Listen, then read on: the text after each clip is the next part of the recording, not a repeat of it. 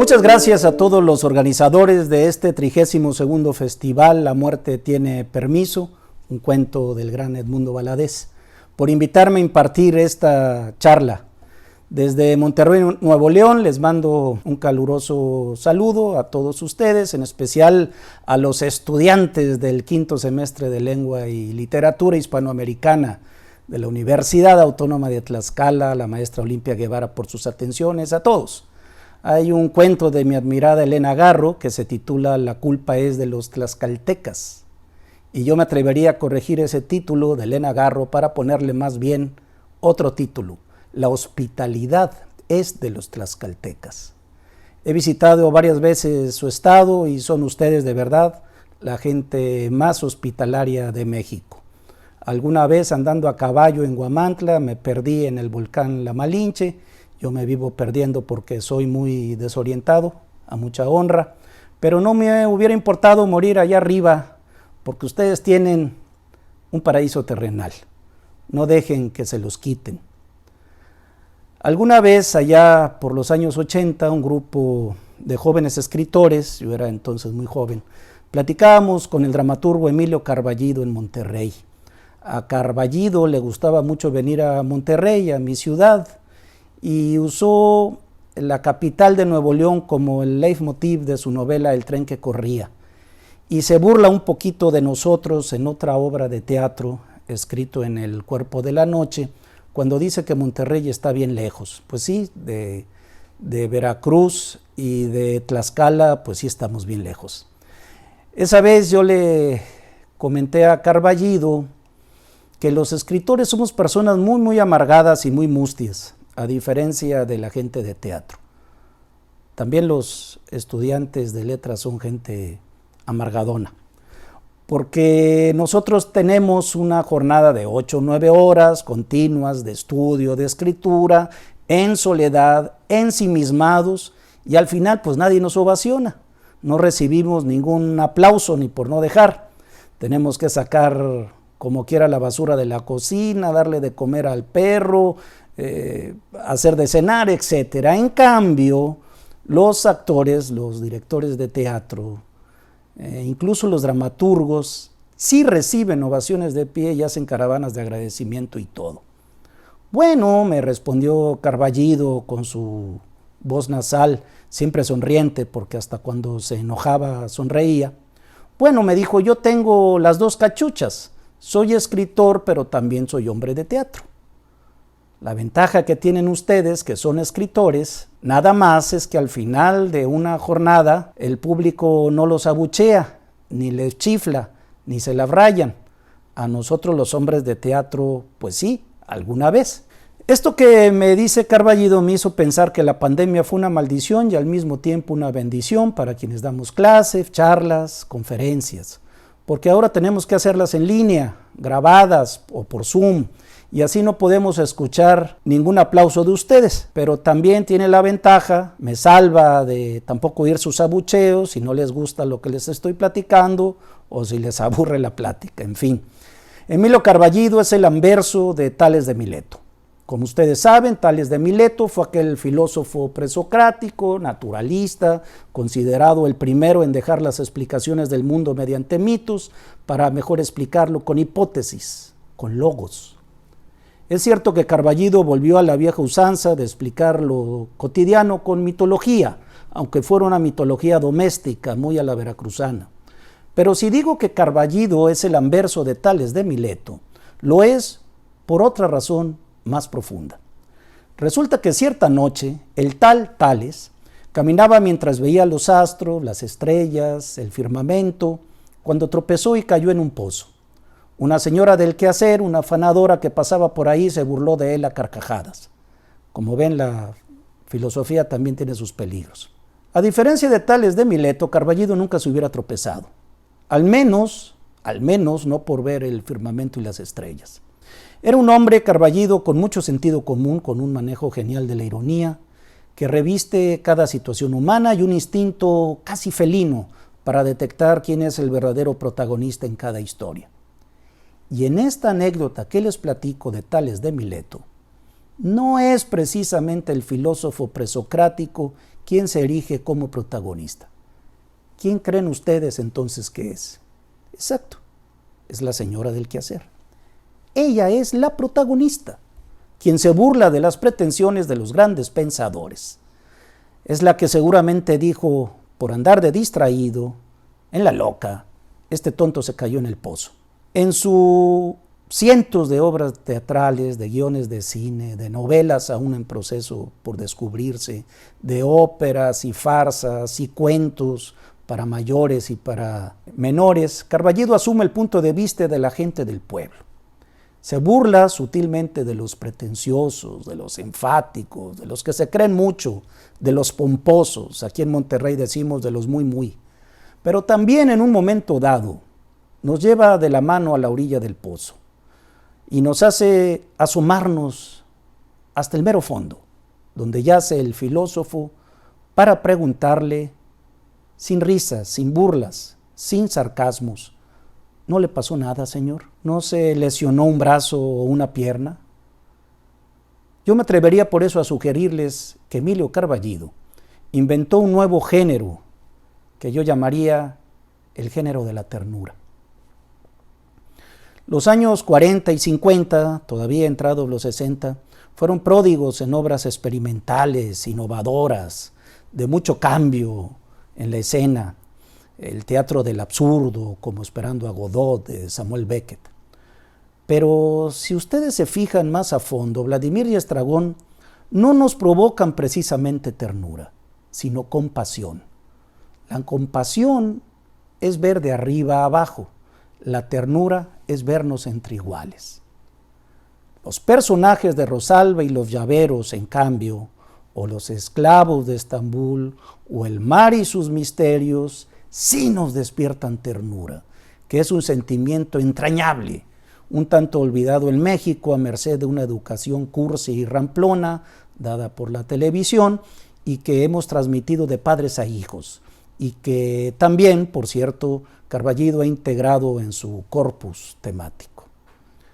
Esa ternura no le resta su fuerte carga de denuncia social al teatro de Carballido, quizá el más incisivo, el más punzante, el más crítico de todos sus contemporáneos. Por eso Carballido es el padre de la dramaturgia mexicana actual. Sus herederos forman legión. Más adelante tocaré este tema, pero por lo pronto les pinto un esbozo de la vida de Carballido, quien llega a este mundo con un dato equivocado en su biografía. El maestro no es oriundo de Córdoba, Veracruz. En realidad nació en Orizaba el 22 de mayo de 1925. Esto no es asunto menor porque Carballido era muy fijado en los lugares de origen. Tiene un cuento sobre un niño que no existía, fíjense ustedes, no existía porque no tenía acta de nacimiento y su nombre no estaba en el registro civil. Que su padre fue Francisco Carballido, un ferrocarrilero a quien no conoció el hijo hasta la adolescencia. Por eso es tan recurrente la imagen de los trenes en las obras de Carballido. Su mamá se llamó Blanca Rosa Fentanes, sin embargo, la figura tutelar del niño Emilio fue más bien su abuela. Lo llevaron a vivir con ella a Córdoba, Veracruz, en una casa donde, según el dramaturgo, existían fantasmas que lo estaban atosigando día y noche, con habilidad maternal. La abuela lo introdujo en un mundo de mitologías, de leyendas mexicanas, al que luego fue tan afecto, y volvió una fuente principal de su obra creativa. Yo sostengo la tesis de que gracias a la imagen imborrable de su abuela, en la mayoría de las obras de Carballido, la mujer mayor, la anciana, siempre es fuente de sabiduría y de templanza. Lo mismo en obras como Fotografía en la playa, donde supuestamente la abuela es una loca, o en Escrito en el cuerpo de la noche, donde la abuela Dolores patrocina finalmente a su nieto para que emprenda la aventura de volverse adulto, con el dinero que ella tenía ahorrado para pagar su propia tumba. Dolores prefiere estimular la vida de un muchacho, de su nieto, sacrificando el lugar donde morarían sus huesos. Prefirió la vida a la muerte. Y cómo olvidar desde luego la simpática imagen Serafina de Te juro, Juana, que tengo ganas. Serafina apapacha, consciente a Stanford, un muchacho a quien trata como si fuera su nieto y le da consejos muy prácticos y a veces hasta le estira la oreja. Carballido fue un niño enfermizo, de frágil salud. Eso lo obligó a estar en cama durante largas temporadas y leer lo mismo a Salgari que a Dumas y que a Julio Verne. Sin embargo, también abrevó en los clásicos, en los griegos, en Shakespeare, en el teatro español del siglo de oro, de quien evidentemente aprendió a urdir caracteres complejos, multifacéticos, que no se agotan en una sola cara o en un solo movimiento escénico. Contra lo que se piensa, el maestro no comenzó a escribir teatro, sino más bien cuento. Publicó varios en el periódico El Dictamen de Veracruz. En ese género alcanzó cimas que no entiendo por qué muy pocos le reconocen y al cual he dedicado un largo ensayo inédito, especialmente sobre los cuentos recopilados en La Caja Vacía. En La Caja Vacía reitera Carballido su temática del despertar adolescente y toca las fibras más sensibles de los problemas emocionales que a veces no son más que simples fantasmas de la clase media de provincia. El contraste entre provincia y urbe la dilucidó muy bien cuando se inscribió en la UNAM, primero en la Facultad de Derecho y luego en la Facultad de Filosofía y Letras, hizo el mismo recorrido académico que yo, y luego la maestría en Arte Dramático y Letras Inglesas. Comprensiblemente, nunca tuvo una buena relación con su maestro Rodolfo Usigli, como ustedes saben, el autor de esa gran obra llamada El Gesticulador, obra emblemática que desmorona los falsos ideales de la Revolución Mexicana. Usigli fue un indiscutible innovador del espacio teatral y el creador de una escuela de dramaturgia mexicana que impuso audazmente sobre el canon mexicano, que era más mediocre, pero su lenguaje seguía siendo adocenado, rígido, sin la soltura creativa que después imprimiría Carballido sobre las tablas. Eso no obsta para que Carballido terminara bajo la supervisión de Usigli en las clases que tomaba con él, la obra que lo encumbraría a un muy joven Rosalba y Los Llaveros, una obra que según me dicen algunos conocedores, la escribió muy rápido, casi a vuelo de pluma, en unos cuantos meses. El otro maestro de Carballido sí lo influyó más en el plano creativo. Se llamó Fernando Wagner, actor y director de teatro de origen alemán. Wagner escribió un maravilloso libro sobre teoría y técnica teatral que para cualquier interesado en esa profesión representa un manual invaluable que tiene que poseer. Ocupa un lugar muy especial, por cierto, aquí atrás, en el estante de mi biblioteca, y este manual está disponible para ustedes cuando así lo deseen. Compañeros de la generación de mascarones de Carballido fueron Rosario Castellanos, nada menos, Jaime Sabines, el gran poeta, Sergio Magaña, a quien no podemos perder de vista porque es uno de los grandes del teatro mexicano con su obra Los signos del zodiaco, y Luisa Josefina Hernández, gran dramaturga, una de las más entrañables amigas de Carballido hasta el final, aunque después ella no habla muy bien de él en su libro de memorias, quién sabe por qué. Bueno, yo sí sé por qué, pero luego se los digo personalmente porque es un chisme muy bueno. Ahora entra en escena Salvador Novo. La vida profesional de Carballido dio un vuelco con Salvador Novo. Fue prácticamente su descubridor. Le vio el montaje de La Triple Porfía, una obra de teatro relativamente menor, no muy bien lograda, de Carballido, e invitó al joven a estrenar una obra en el Instituto Nacional de Bellas Artes que se acababa de fundar. Novo, el autor más versátil y libre del grupo Los Contemporáneos, era un excelente poeta, un poeta muy sutil, muy cuidadoso, pionero de la poesía lírica gay, un genio para muchas cosas, incluso para la maledicencia, la difamación sarcástica y los epigramas demoledores. fundador Novo, junto con Antonieta Rivas Mercado, del Teatro Ulises. Pero a mi juicio, Novo no es un dramaturgo, al menos no es el que esperábamos en México. Sus personajes son esquemáticos, acartonados y rayan generalmente en el estereotipo.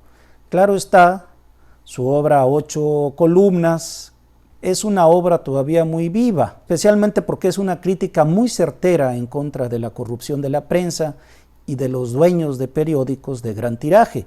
Y dicen que uno de sus personajes, el más corrupto, fue inspirado por el periodista Carlos de Negri, que ahora es el personaje de la novela El vendedor de silencio, de Enrique Serna. Se la recomiendo también mucho.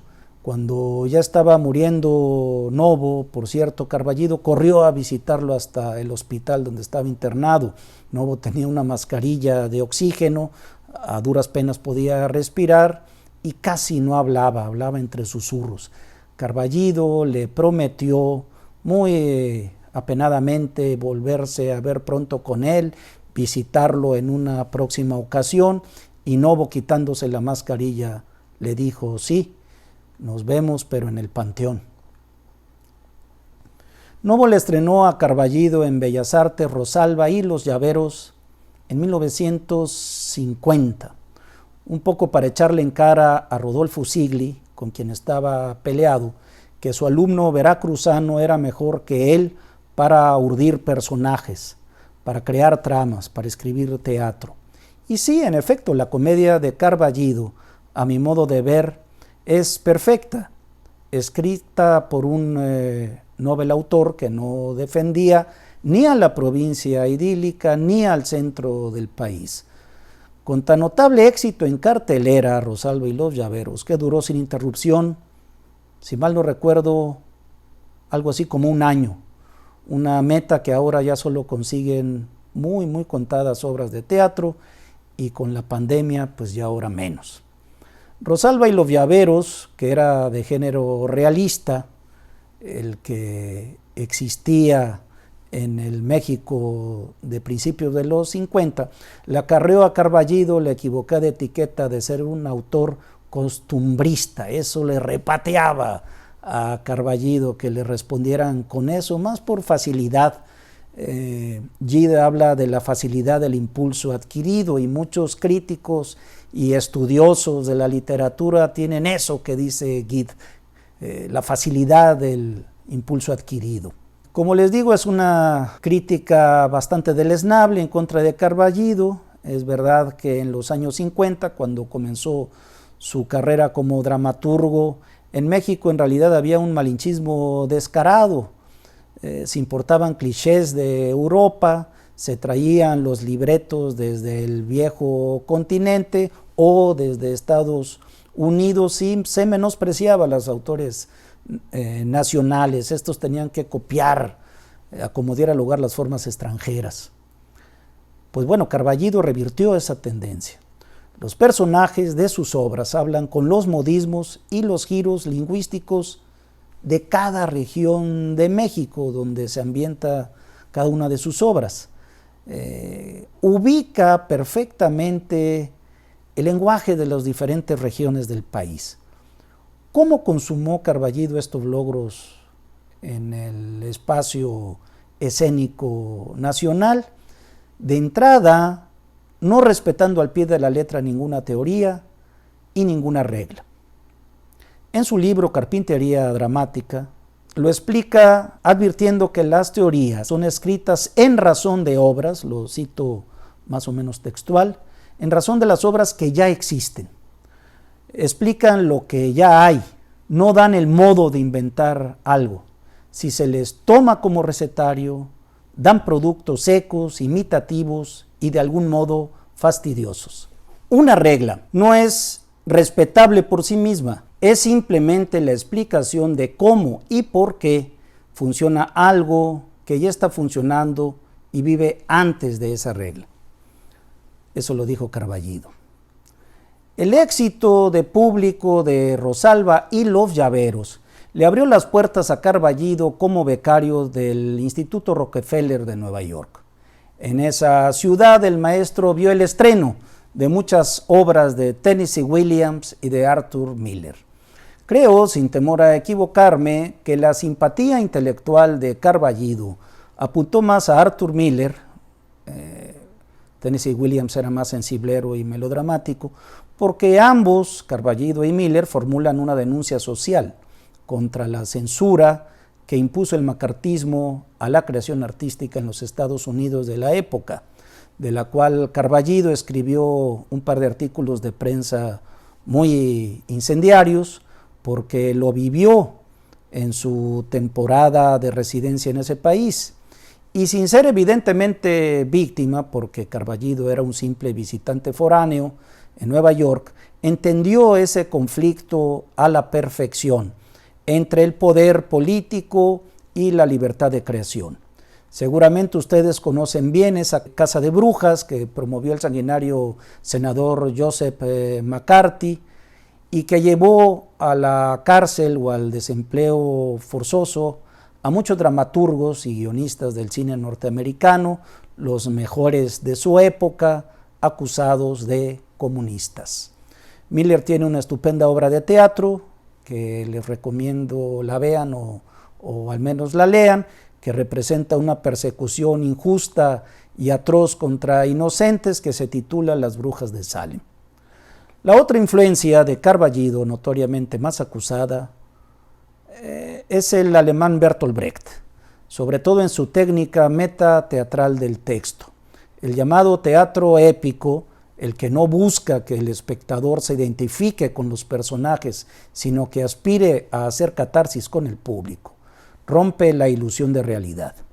Esto se aprecia bien en los dramas históricos de Carballido, en obras como Vicente y Ramona o Tiempo de Ladrones, la historia de Chucho el Roto, igual que Almanaque de Juárez, Homenaje a Hidalgo o Nahui Olin.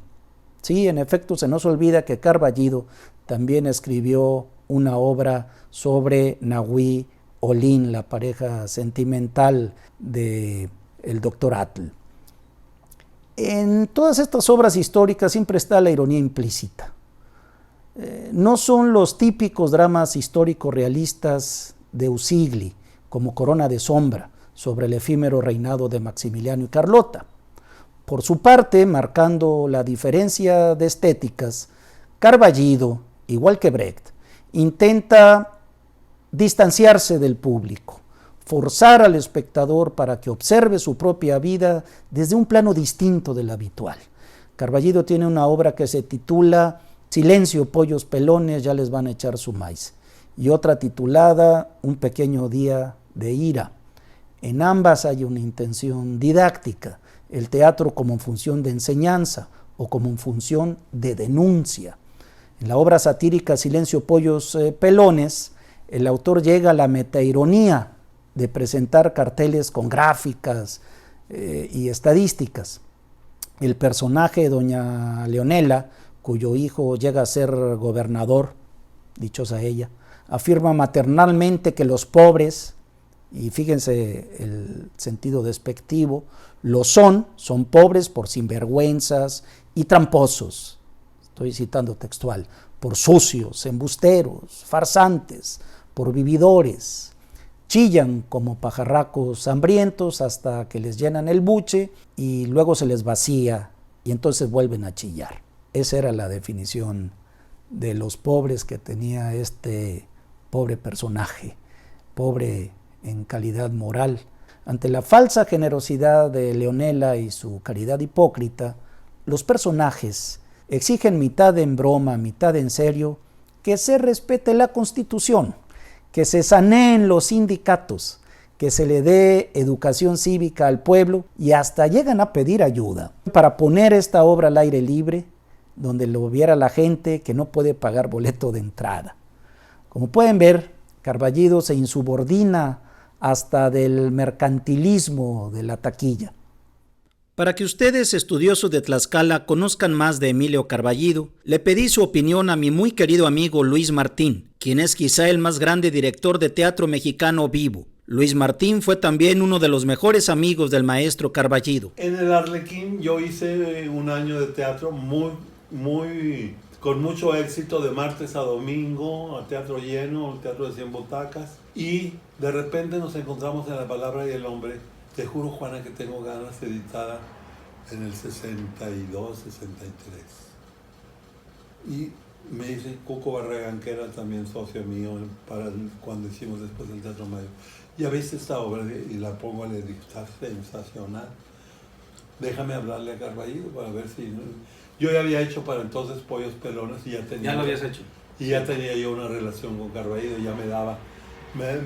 Habíamos dos grupos ensayando Pollos Pelones, yo mandé la entrada y dijo: no, usted es el que se queda con la obra. El grupo normalista que dirigía Enrique Fernández no le dieron permiso, porque yo siempre pedía los permisos de los autores.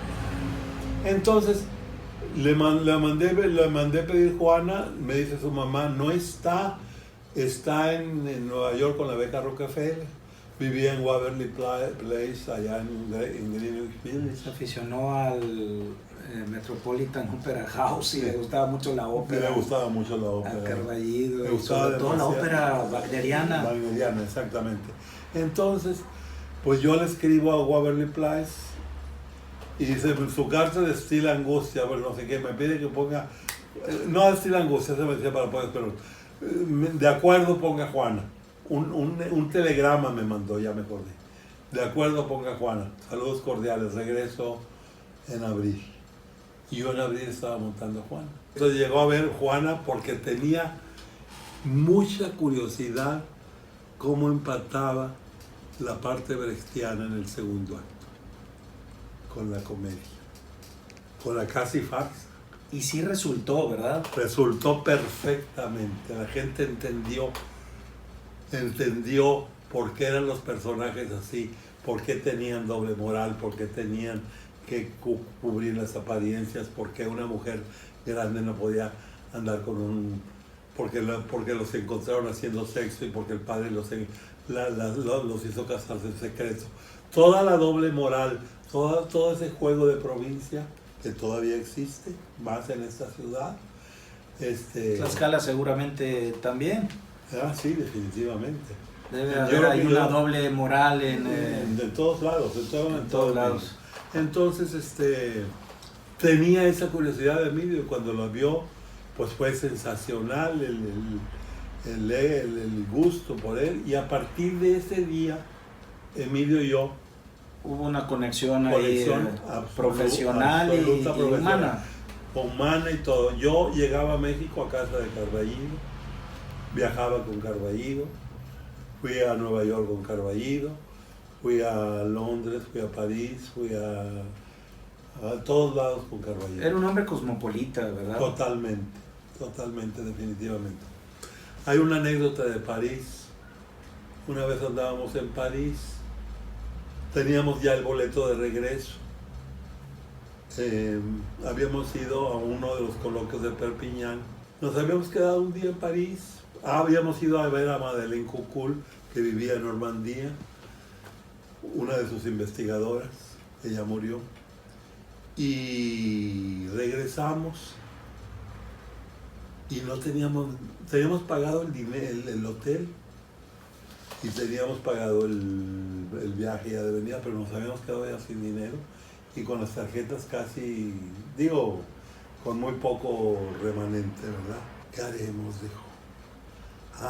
Dijo, vamos a la Sociedad de Autores Dramáticos. A Carballido lo representa la Sociedad de Autores Dramáticos de Francia y toda Europa, porque es el que más se pone. Hasta la fecha. Hasta la fecha. De los autores mexicanos. Por encima de Usigli. Por encima de Usigli, por encima de todo.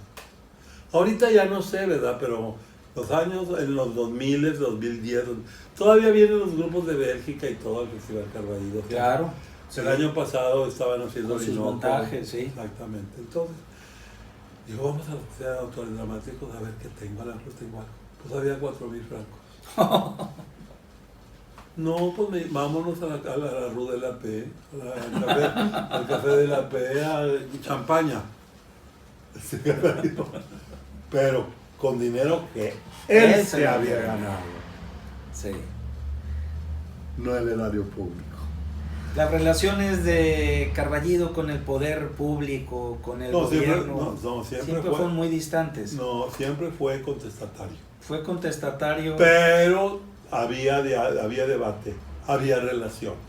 Fue una vez director de la Escuela de Artes de la Sal, pero por su misma melimba. Sí, claro. Por su misma investidura, nada más. Pero nunca tuvo un puesto de ese tipo. Emilio vivió de lo que escribía.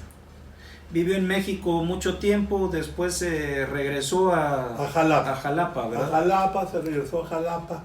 Las costumbres burguesas, la pobreza, la injusticia social, era muy similar entre Veracruz y Tlaxcala. Bueno, yo en Tlaxcala no lo he experimentado. En Veracruz, te juro, Juana, abarroté el Teatro del Estado, el Teatro del Estado de Jalapa, el Teatro de Reforma de Veracruz, el Teatro de Orizaba y el Pedro Díaz de Córdoba, abarrotados totalmente y la gente gozando totalmente.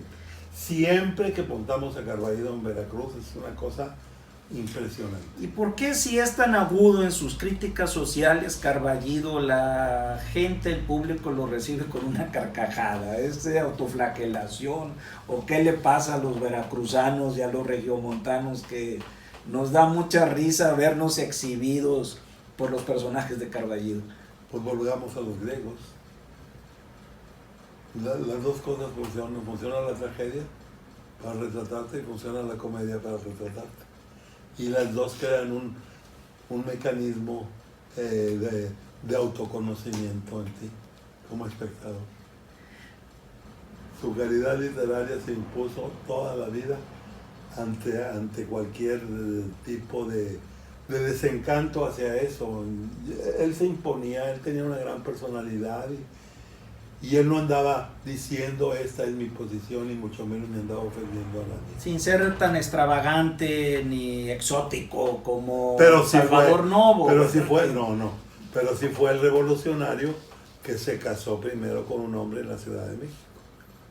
Muy, muy interesante porque no solamente es publicación de obras que tengan que ver con el teatro, sino que son las propias obras de teatro impresas como no se había hecho antes en ninguna revista. Ninguna revista, 50 años de Tramoya y la revista más importante de textos culturales y análisis de obras dramáticas. Vienen ahí textos tuyos, de todo el mundo, años. De cuestiones de análisis dramático de obras, pero no solo del país, de Latinoamérica, de Europa, de España, traducidas. Selman Cira nos ayuda mucho en esto. Digo nos ayuda porque yo soy Tú eres parte del consejo editorial, ¿verdad? Selman Cira traduce mucho del griego, del ruso. Sí. Porque de las últimas cosas que hizo Carballido fue ir a Grecia y a Rusia, donde lo están montando. No conocía él. En China lo están montando. En China, sí. Te juro, Juana se va a montar en China. Ah, muy bien. Y no ha sido la primera vez, ¿verdad? No, allá pusieron los zorros chinos, creo. Y en Moscú iban a montar Rosa de dos Aromas. En un pequeño día de ira, unos niños entran a robar manzanas en el predio de una cacique, mujer, y esta mata de un balazo al más pequeño de 9 años. Para poder salvar de la cárcel a la cacique, acusan del asesinato a un inocente y el pueblo se alza en armas, se rebela. Pero todo esto que les estoy contando en la obra se presenta sin identificarnos sentimentalmente con los personajes, como lo quiere Brecht, sino con los hechos, con la injusticia latente. Miren ustedes, el teatro realista nos va conduciendo por un suspenso creciente a través de un intento de verosimilitud de la trama. Por eso las obras se dividen en actos y tienen planteamiento, nudo y desenlace, según la fórmula que viene desde Aristóteles. Así se prepara al espectador para un crescendo de la obra. En cambio, un pequeño día de ira de Carballido y muchas otras obras teatrales de él no incrementan la tensión hasta un clímax, sino que prefieren la ruptura de la trama, la discontinuidad. Empieza la historia premonitoriamente donde termina en forma circular, con la gente paseando, en el caso de esta obra. Y como en muchas obras de Brecht, en esta de Carballido hay un mediador entre lo que se está viendo en escena y el público. En un pequeño día de ira se trata de un narrador, y en Yo también hablo de la rosa, una formidable obra, se trata de una intermediaria.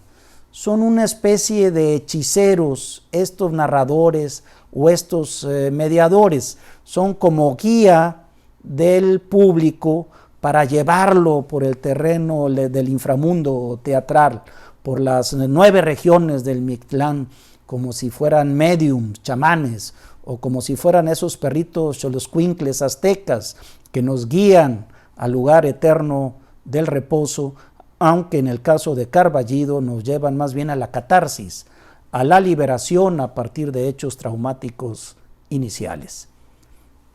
En el caso de Un pequeño día de ira, los niños toman manzanas, y en el caso de Yo también hablo de la rosa, se trata de menores que descarrilan trenes, pequeños delincuentes que siguen siendo jovencitos inocentes. Este es el teatro de temática política de Carballido, un teatro que siempre es de resistencia frente al poder político. Incluso una obra de carácter más social como Felicidad, que es también una obra perfecta, y después la filmaron como película, trata sobre la resistencia que tienen algunos personajes, no el maestro, a la enajenación del dinero, y claramente apunta contra el poder machista patriarcal. En otra obra de teatro titulada El censo, Carballido muestra en tono festivo, en vis cómica, una tendencia colectiva que tienen muchos mexicanos hacia la corrupción. El pueblo modificó su lema de campaña, la solución somos todos, para volverlo la corrupción somos todos. En el censo, un burócrata se presenta a censar a las dueñas de un taller de costura. Lo confunden con un inspector de Hacienda, que supuestamente llega a multarlas por evadir impuestos, y las mujeres intentan por todos los medios persuadirlo, amenazarlo, corromperlo, hasta que al final el burócrata se presta a la tranza y lo vuelven cómplice de sus malentendidos. Como pueden darse cuenta, el patriarcado es un machismo sistemático que mutila el derecho a ser. Eso lo dice el maestro Carballido. Los agraviados son menores de edad, son desprotegidos, son mujeres, son pueblos indígenas y son disidentes, gays. Textualmente lo dice Carballido, son los raros, los descastados, los nativos, los pobres, que están en la obra Acapulco los lunes, una gran obra de denuncia social.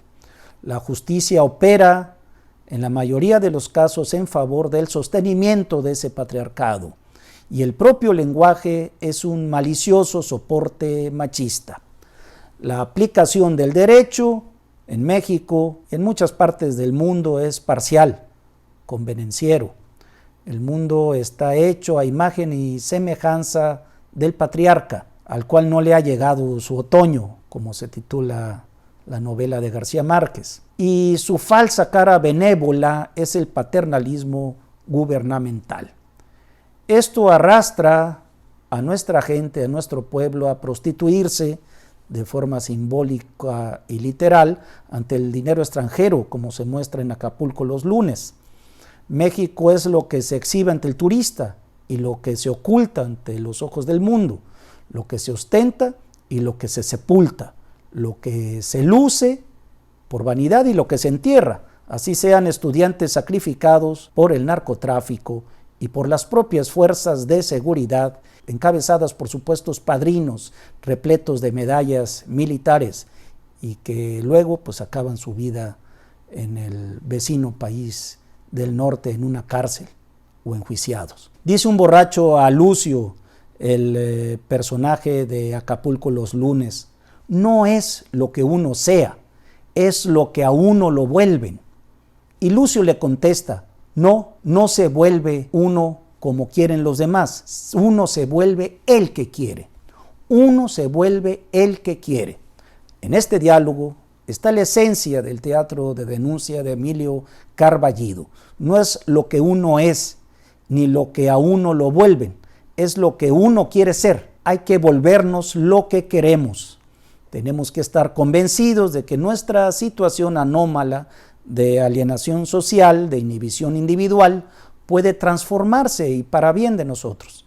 Es lo que nos muestran obras perfectas de Carballido, como la siempre recordada Rosa de dos aromas.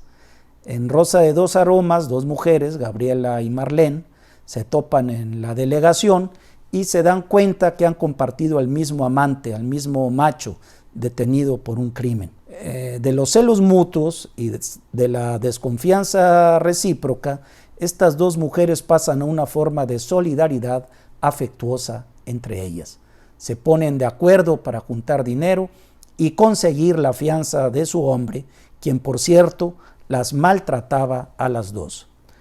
Pero al final, en una vuelta de tuerca, las dos mujeres deciden mejor gastarse el dinero que recabaron yéndose a la playa y dejando al hombre encerrado en la cárcel, bien merecido.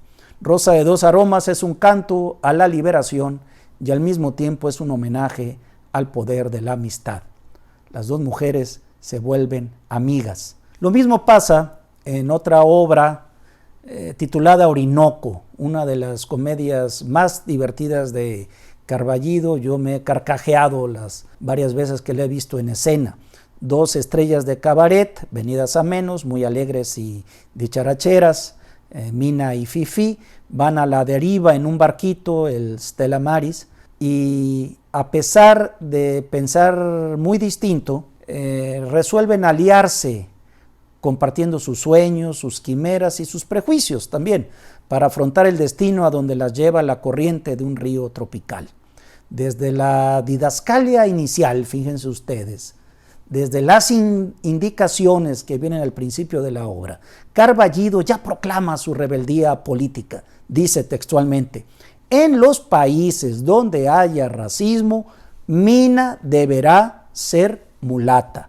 Yo asocio Rosa de dos aromas con otra pieza de Carballido, La prisionera, donde dos mujeres muy distintas en educación y estrato social se unen también contra el machismo de su entorno. Al final, la que encarcela a la otra dice, la prisionera de verdad soy yo. Compromiso de Carballido, según el término del existencialista Jean-Paul Sartre. Un recién llegado en todas estas obras trastoca los prejuicios de cierta familia. Esta fórmula, marca de la casa Carballido, utilizó los más variados géneros teatrales, subvirtiéndolos. El recién llegado o la recién llegada es un libertador sin darse cuenta, un libertador inocente, un libertario que no se asume como tal. En la novela, que ya es un clásico, Las visitaciones del diablo, que después se hicieron película, las reglas del folletín romántico del siglo XIX, del cual Carballido hace un pastiche, y que tuvo mucho éxito en el México de antaño, se modifican por la mano del autor. En 15 capítulos magistrales que van más allá de un mero divertimento, se narra el arribo de Lizardo a la casa de la familia Estrella, sus parientes flojos y ricos. Nada será igual desde la llegada del familiar, ni siquiera la paz social, porque casi al final de esta pequeña novela magistral se detona la huelga de Río Blanco en Veracruz. Las visitaciones del diablo en realidad son las visitaciones de la inocencia y su carga rebelde, porque la inocencia, cuando es auténtica, es genuinamente rebelde.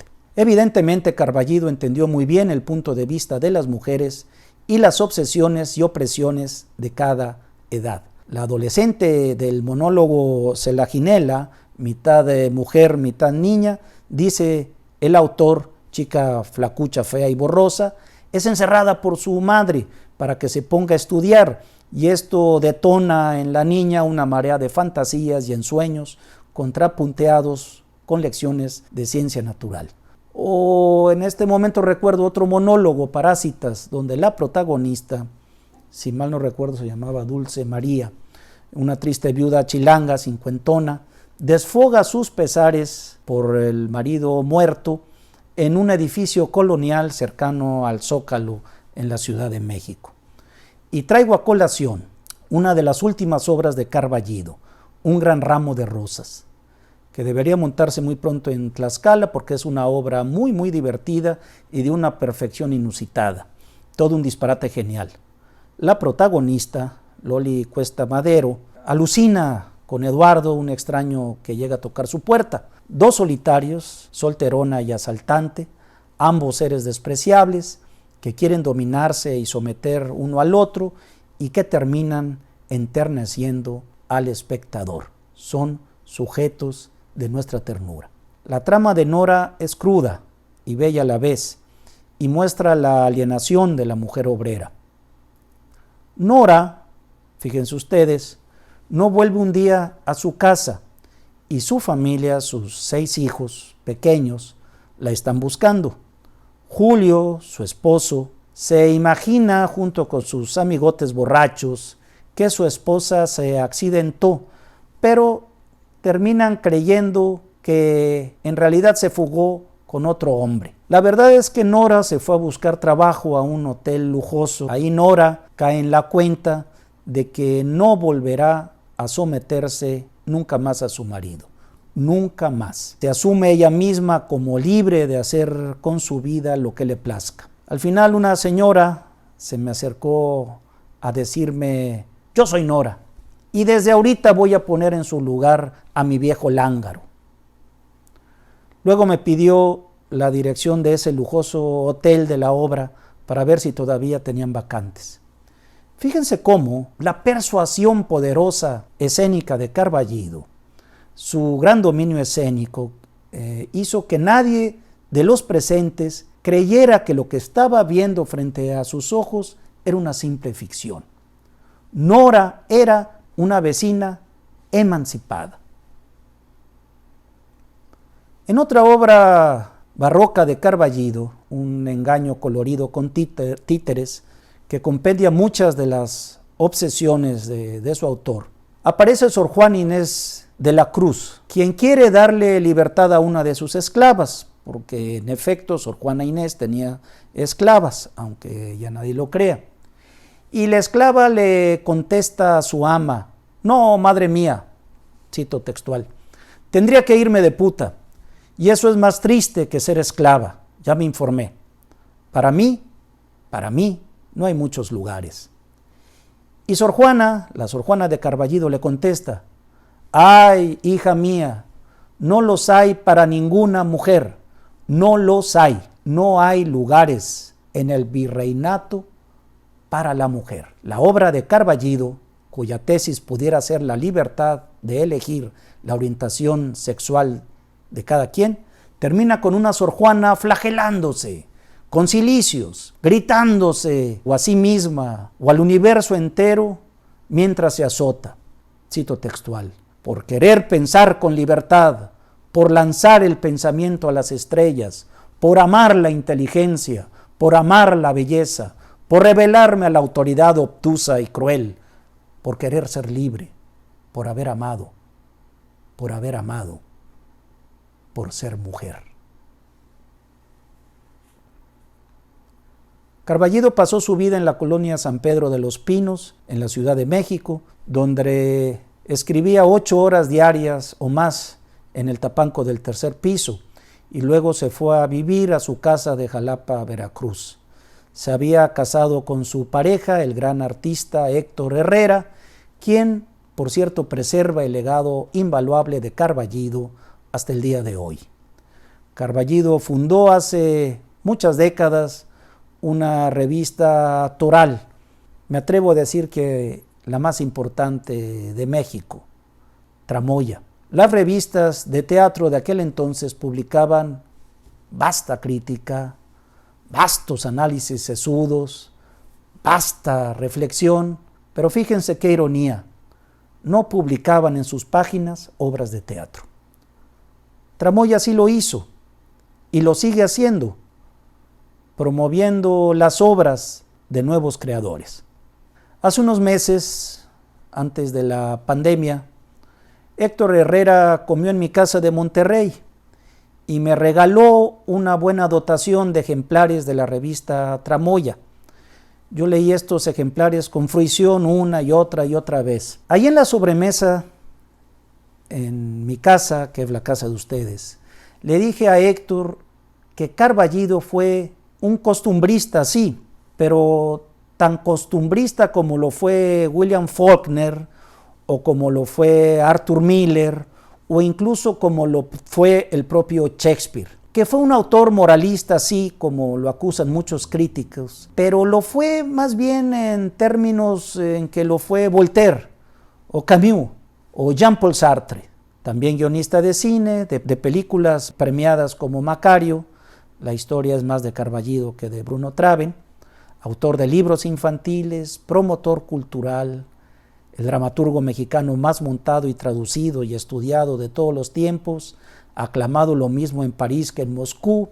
Emilio Carballido siguió trabajando incansablemente, aún después de la trombosis cerebral que sufrió en el año 2002 y que le paralizó la mitad del cuerpo, pero que no le restó ni un gramo de su lucidez y mucho menos de su imaginación.